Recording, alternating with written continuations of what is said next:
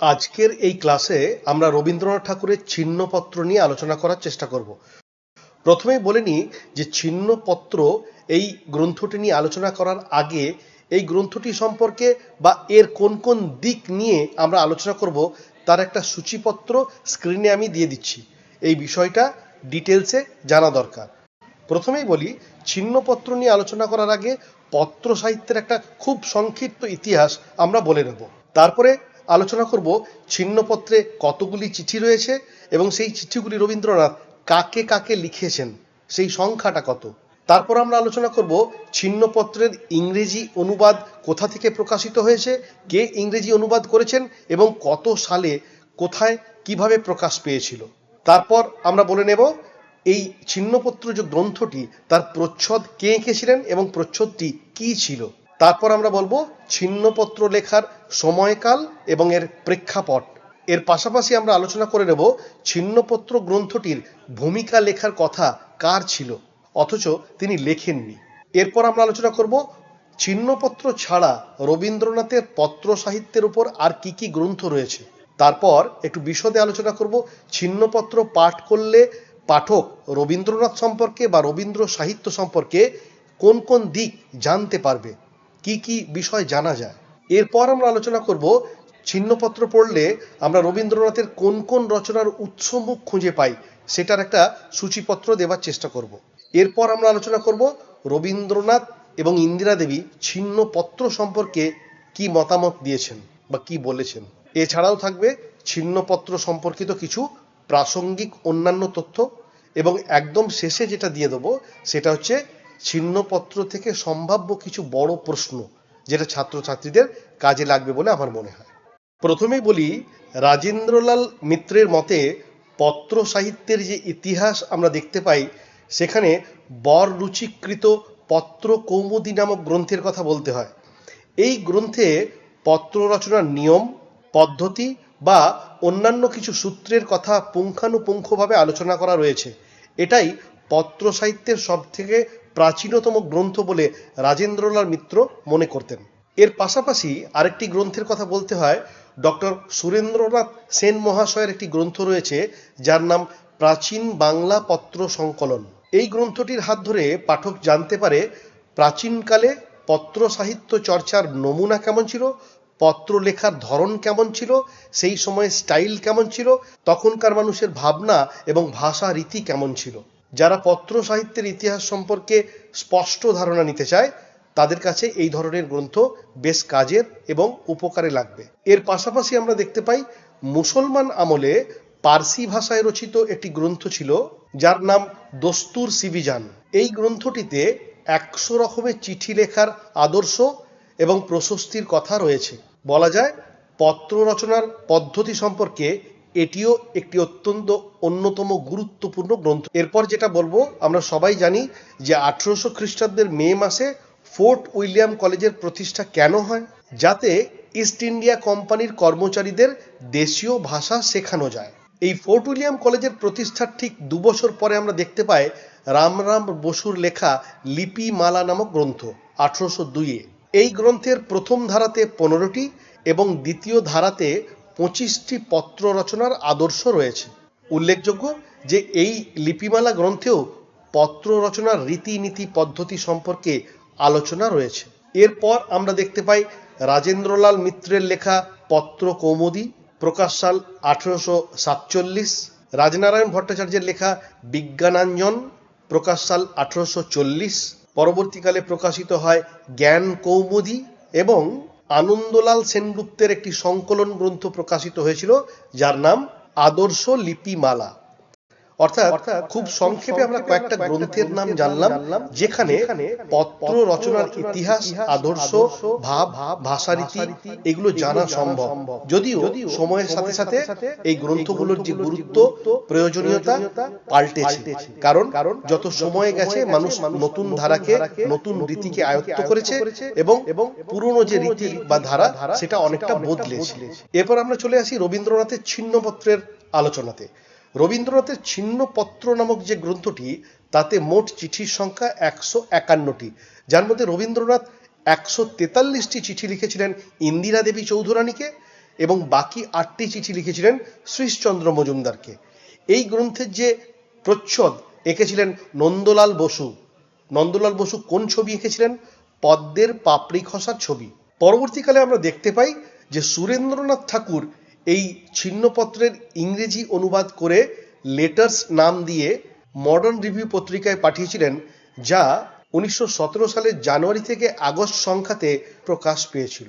পরবর্তীকালে আমরা দেখতে পাই উইলি পিয়ারসন তার বন্ধু ব্রেটকে এই চিঠিগুলি পাঠান, যা গ্লিমসেস অফ বেঙ্গল এই গ্রন্থ নামে প্রকাশ পায়।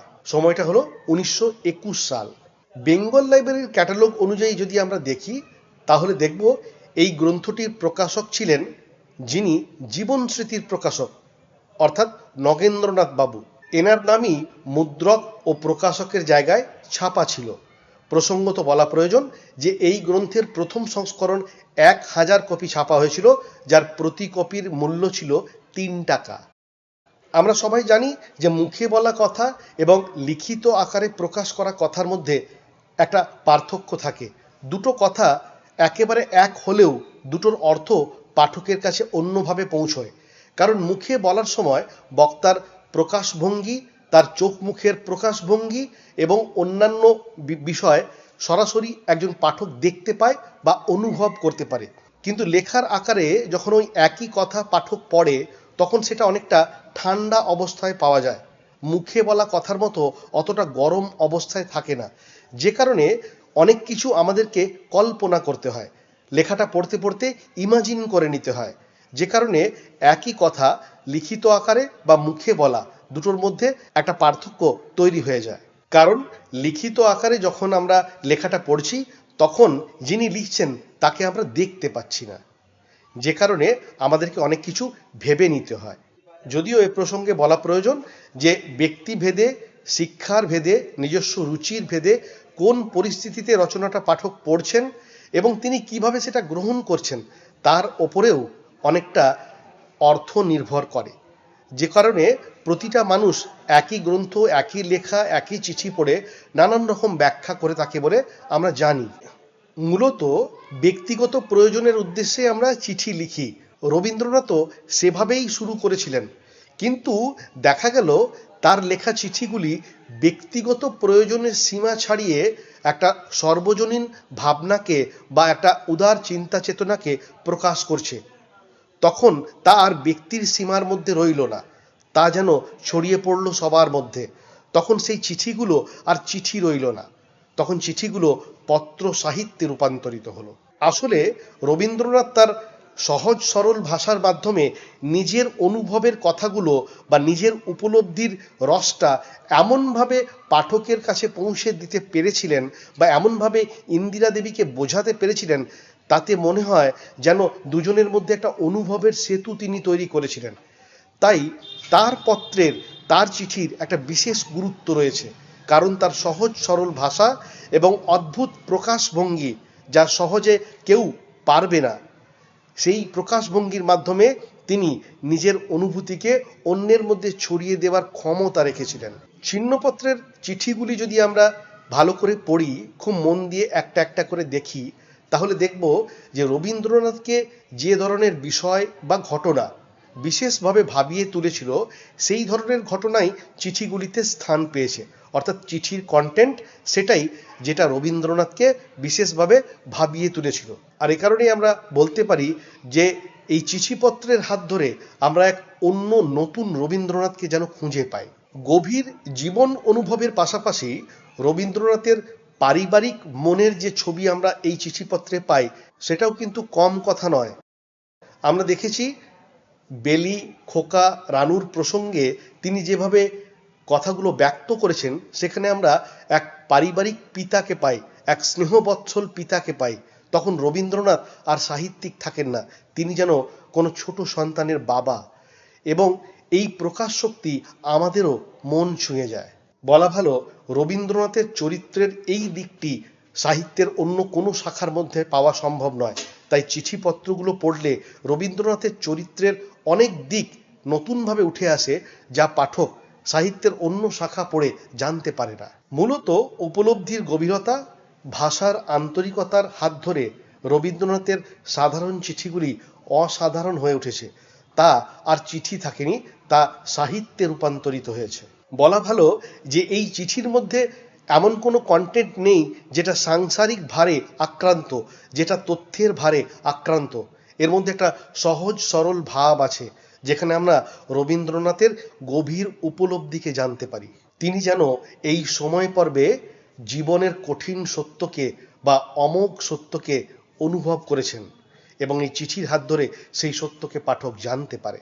আর এই সত্য প্রকাশের একমাত্র মাধ্যম ছিল ইন্দিরা দেবী চৌধুরানী, কারণ রবীন্দ্রনাথ মনে করতেন তার যে মনের কথা তা সম্ভবত ইন্দিরা দেবীকেই তিনি বলতে পারেন, অনেকটা খোলা মনে।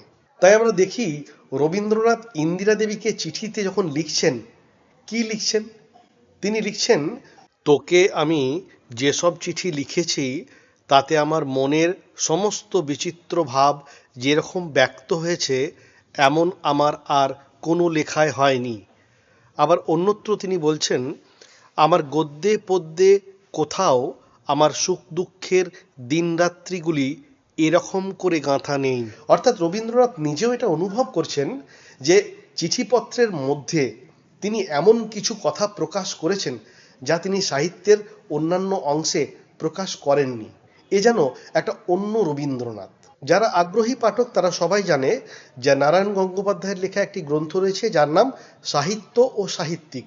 এই গ্রন্থে মোট 11টি প্রবন্ধ রয়েছে।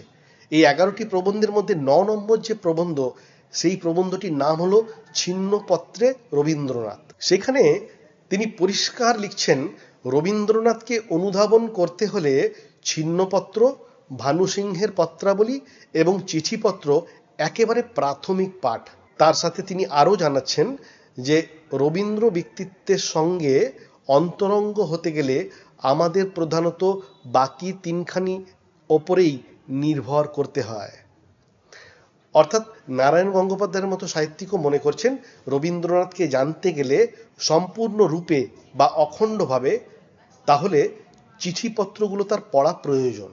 লক্ষ্য করলে দেখা যাবে যে রবীন্দ্রনাথ যখন ছিন্নপত্রের চিঠিগুলি লিখছেন সেই সময়কালটা অদ্ভুত। সেটা হলো উত্তর 30 এবং অনাগত 40, যার ফলে ছিন্নপত্রের চিঠিগুলিতে আমরা এই গোধূলি মননের সংকেতকে দেখতে পাই। এর পরবর্তীকালে আমরা যখন দেখি রবীন্দ্রনাথের বয়স হয়ে যাচ্ছে 30 থেকে 35, সেই সময়কালটা আরও গুরুত্বপূর্ণ। তখন তিনি মানসী, সোনার তরী, চিত্রা ইত্যাদি প্রকাশ করছেন, এবং সেই সময়কালটা বিশেষভাবে ছোট গল্পের স্বর্ণযুগ ছিল। ছিন্নপত্রের চিঠিগুলো পড়লে অনায়াসে একজন পাঠক বুঝতে পারে যে রবীন্দ্রনাথ এখানে জগতের কথা, অন্তরের কথা আর মানুষের কথাকে আবিষ্কার করার অদ্ভুত চেষ্টা করেছেন, যার ছবি আমরা ছিন্নপত্রের প্রত্যেকটি চিঠির মাধ্যমে পাই। পদ্মার জল, নদীর ঘাট, বালুর চর, ছোট ছোট গ্রাম এবং সাধারণ মানুষ, এরা কেউই বিচ্ছিন্ন সত্তায় রবীন্দ্রনাথের কাছে ধরা দেয়নি। সবাই যেন অখণ্ড হয়ে রবীন্দ্রনাথের কাছে ধরা দিয়েছে। তাই আমরা বলতে পারি যে ছিন্নপত্রের রবীন্দ্রনাথ এক অপূর্ব সুখের মধ্যে ডুবে গিয়ে আগামী জীবনের পূর্ণ পরিণতির জন্য অপেক্ষা করেছেন।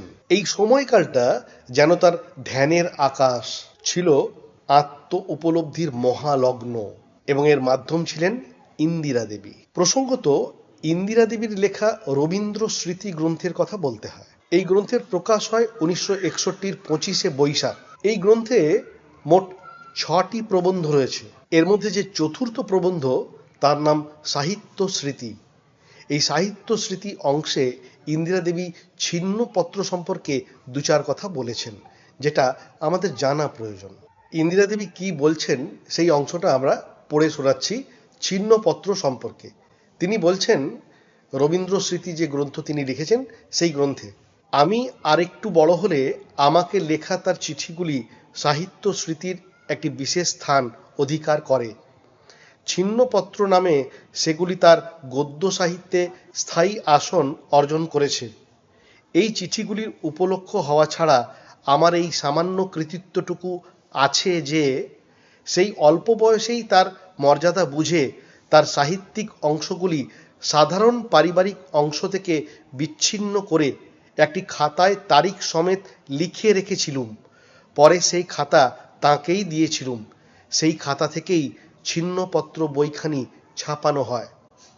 অর্থাৎ ইন্দিরা দেবীর লেখা নিজের স্মৃতিকথা থেকেই আমরা জানতে পাচ্ছি ছিন্নপত্রের একটা ছোট্ট ইতিহাসকে। এই সম্পর্কে রবীন্দ্রনাথ নিজেও একটা কথা বলেছেন, সেটাও আমরা পড়ে শুনব। এর মাধ্যমে আমাদের ধারণা আরো পরিষ্কার হবে। আমরা সবাই জানি যে রবীন্দ্রনাথের পত্রধারা নামক একটি গ্রন্থ প্রকাশিত হয়েছিল। সেই পত্রধারা যে গ্রন্থ, সেই গ্রন্থের ভূমিকাতে রবীন্দ্রনাথ লিখেছিলেন, ছিন্নপত্র পর্যায়ে যে চিঠির টুকরোগুলি ছাপানো হয়েছে তার অধিকাংশই আমার ভাইঝি ইন্দিরাকে লেখা চিঠির থেকে নেওয়া। আমি তখন ঘুরে বেড়াচ্ছিলুম বাংলার পল্লীতে পল্লীতে, আমার পথ চলা মনে সেই সকল গ্রাম দৃশ্যের নানা নতুন পরিচয় ক্ষণে ক্ষণে চমক লাগাচ্ছিল। তখনই তাই প্রতিফলিত হচ্ছিল চিঠিতে। কথা কওয়ার অভ্যাস যাদের মজ্জাগত, কোথাও কৌতূহলের একটু ধাক্কা পেলেই তাদের মুখ খুলে যায়। যে বকুনি জেগে উঠতে চায় তাকে টেকসই পণ্যের প্যাকেটে সাহিত্যের বড় হাটে চালান করবার উদ্যোগ করলে তার স্বাদের বদল হয়। চারদিকের বিশ্বের সঙ্গে নানা কিছু নিয়ে হাওয়ায় হাওয়ায় আমাদের মোকাবিলা চলছেই। লাউড স্পিকারে চড়িয়ে তাকে ব্রডকাস্ট করা সয় না। ভিড়ের আড়ালে চেনা লোকের মোকাবিলাতেই তার সহজ রূপ রক্ষা হতে পারে। প্রসঙ্গত বলে রাখি, রবীন্দ্রনাথের বাড়িতে দুটি খাতা ছিল যেটা টেবিলের ওপরে বেঁধে রাখা থাকতো, এবং রবীন্দ্রনাথের নির্দেশ ছিল বাড়ির সকল মেম্বার সেই খাতাতে কিছু না কিছু একটা লিখবে, যা মনে আসবে সেটা লিখবে। তার মধ্য দিয়ে অনেক কিছু আমরা জানতে পারবো, এটা রবীন্দ্রনাথের উদ্দেশ্য ছিল। রবীন্দ্রনাথ নিজে সেই খাতাতে লিখেছিলেন, আমার লেখা যেন কোথাও ছাপার অক্ষরে প্রকাশ না পায়। আসলে রবীন্দ্রনাথ জীবনে এমন অনেক কথা খোলা মনে বলতে চেয়েছিলেন, এমন কোনো মানুষকে চেয়েছিলেন যাকে সব কথাটা খোলা মনে বলা যায়, আর সেটা ছাপার অক্ষরে বাইরে কোনোভাবেই যেন প্রকাশিত না হয়। কারণ বাইরের জগৎটা আলাদা আর ভেতরের জগৎটা আলাদা। সবাই কি রবীন্দ্রনাথকে ঠিক মতো বুঝতে পারবে? সেটা নিয়ে তো সবাই কাটাছেঁড়া করবে, চেঁচামেচি করবে, খুব বিশ্লেষণ করবে, এবং রবীন্দ্রনাথের এই দিকটা নিয়ে খুব চিন্তা ছিল, যে কারণে তিনি সব কিছু ছাপার অক্ষরে প্রকাশ হোক এটা চাইতেন না। যাই হোক, রবীন্দ্রনাথের মন্তব্য এবং বক্তব্য আমরা শুনলাম। এর আগে ইন্দিরা দেবীর কথাও আমরা জানলাম, তিনি তার স্মৃতিকথায় কি বলেছেন। এবার আমরা আরেকটা কথা বলি, সেটা হচ্ছে রবীন্দ্রনাথের চিঠিগুলি পড়ে যে বিশেষ অংশগুলো আমার মন ছুঁয়েছে বা খুব ভালো লেগেছে, সেই জায়গাগুলো আমি মাঝে মাঝেই স্ক্রিনে শেয়ার করে দেবো। পাঠক সেই অংশগুলো পড়ে দেখতে পারে। পাঠকের সাথে আমার ভিন্ন মত হতেই পারে, খুব স্বাভাবিক সেটা। কার কোনটা ভালো লাগবে সেটা তো বলা মুশকিল। আমি আমার ভালো লাগার জায়গাগুলো স্ক্রিনে শেয়ার করছি। যে চিঠিগুলোর প্রকাশ শক্তি, ভাষা, ভাবনা বা রবীন্দ্রনাথের মতামত আমাকে অদ্ভুতভাবে ভাবিয়ে তুলেছে, সেই অংশগুলো আমি স্ক্রিনে শেয়ার করছি।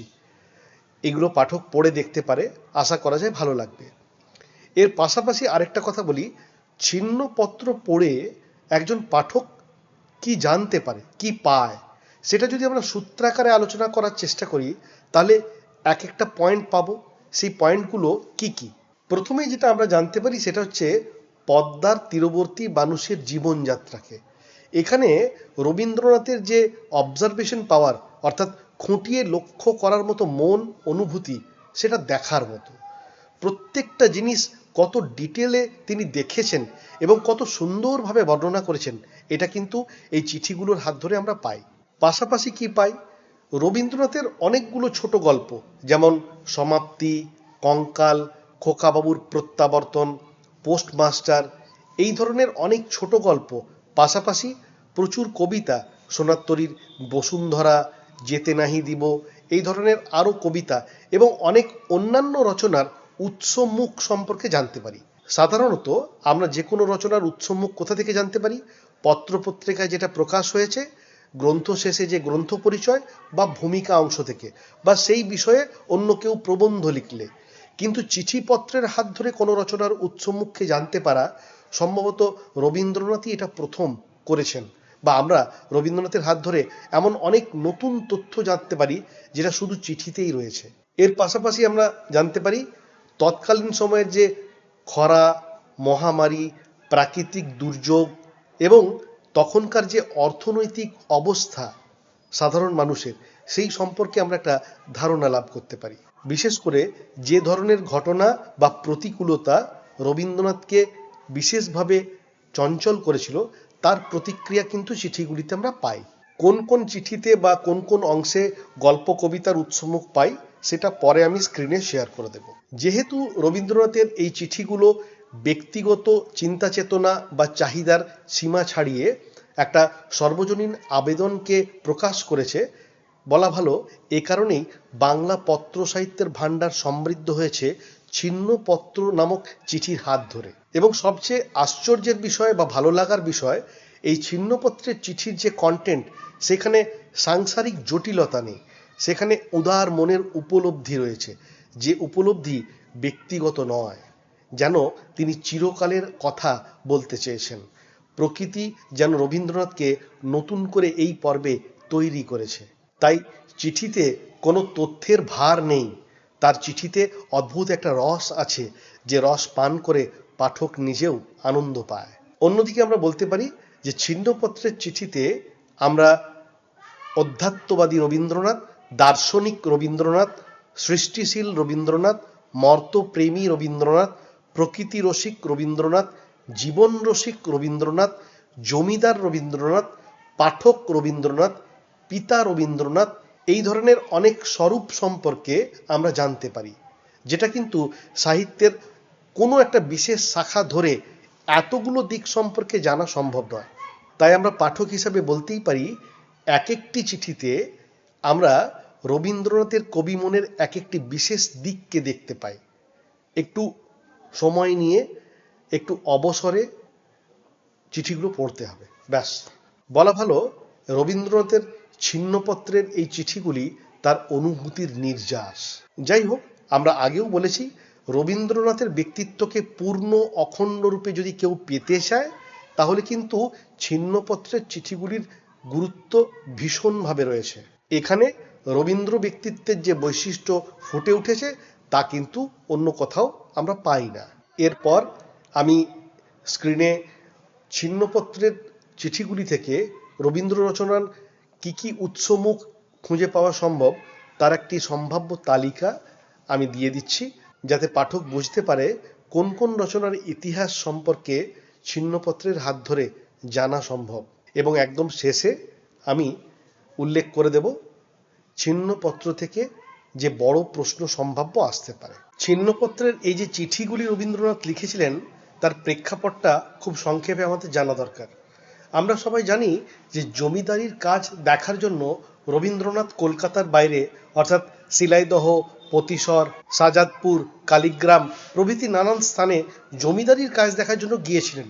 এবং সেই সময় তিনি কলকাতার গঙ্গা ছেড়ে বাংলাদেশের পদ্মাকে দেখেছিলেন, সেইখানকার জীবনযাত্রাকে দেখেছিলেন, খুব কাছ থেকে সেখানকার মানুষকে দেখেছিলেন। এবং এই সমস্তই তার জীবনে একটা নতুন অভিজ্ঞতা ছিল।